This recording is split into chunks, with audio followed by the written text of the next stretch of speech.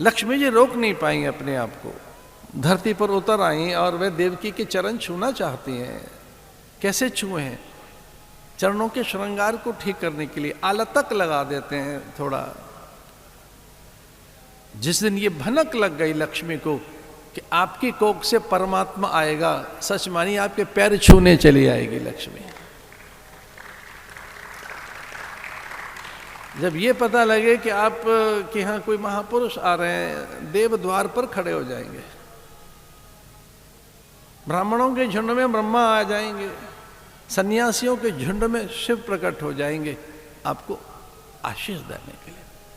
जब कोई ऐसे महापुरुष का आगमन होता है, वो तो स्वयं आ रहे हैं, परिभू स्वयंभू, वो तो स्वयं आ रहे हैं। भगवान जगन्नाथ आ रहे हैं, भूतेश आ रहा है, आद्य पुरुष आ रहा है, परम पुरुष, प्रथम पुरुष। इसलिए लक्ष्मी जी उनका आलतक ठीक कर रही हैं, आलतक लगा रही हैं, आलता।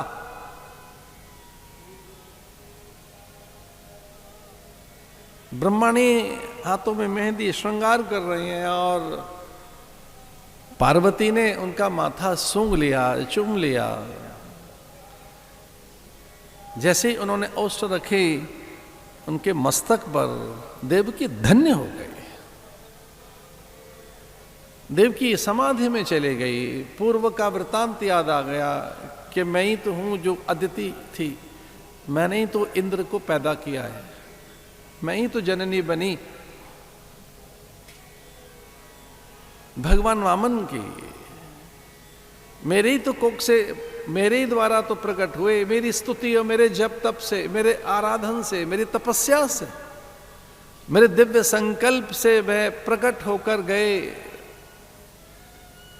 एक पग में मेरे पुत्र ने पूरी धरती नाप ली। भले ही वो ईश्वर है, परमात्मा है, पुत्र तो मेरा है।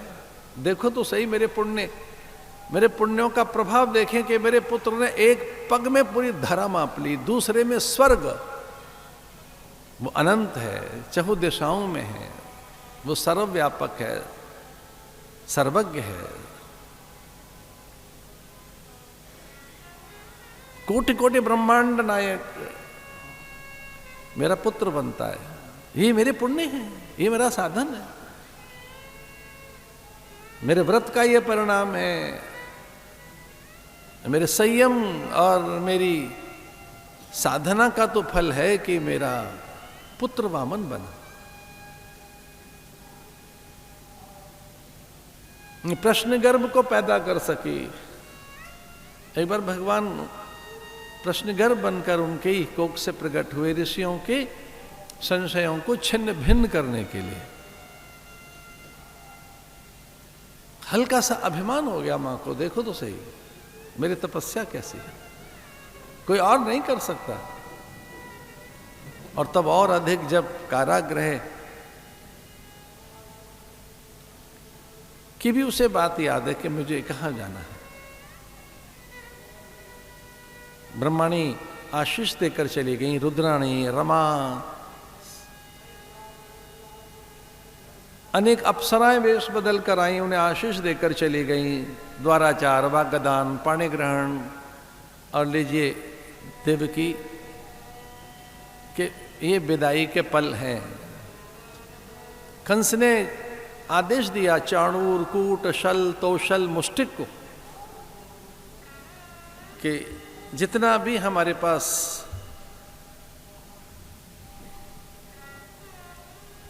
धन है सब दे दिया जाए, सारी मणियां, रत्न, वैदूर्य, पन्ने, पुखराज, मूंगे, माणिक्य, सब कोष खाली कर दो। एक दो चार नहीं, सब अनुचरियां जाएं, सुंदर विदूषक जाएं, अच्छे पाचक जाएं। मेरी भगिनी किससे मुहूर्त पूछेगी? पंडितों को भेजो, विदूषक भेजो, नर्तक भेजो, नर्तकियां जानी चाहिए। राज्य में जितने अच्छे कवि हैं सब इसके साथ विदा कर दो, दहेज में सबको भेज दो।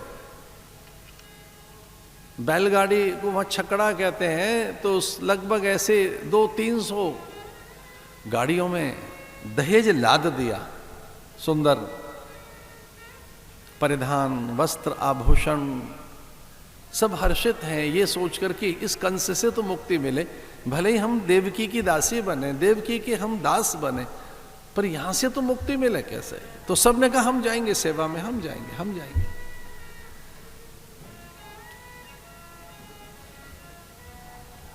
जो कूटनीति से भेद डालता था सब में, ऐसा कूट, छल, ऐसी बातें कहता था चुभन भरी, तोशल जो बड़े बड़े आश्वासन देता था, सबको संतुष्ट करने की बात कहता था, कुछ हाथ लगता नहीं था। मूषल जो भयभीत रखता था सबको, प्रजा को डरा के रखा जाए, प्रजा में भय रखा जाए, अधिक कर लिया जाए, इतना दुष्ट कि उसने अपने पिता को कारागृह में डाल दिया। पिता कारागृह में है, पिता की संपत्ति छीन ली, उन्हें अनेक कष्ट दिए, प्रजा बड़ी भयभीत। ऐसा कंस देवकी को विदा कर रहा है, वसुदेव के हाथों सौंप दी गई।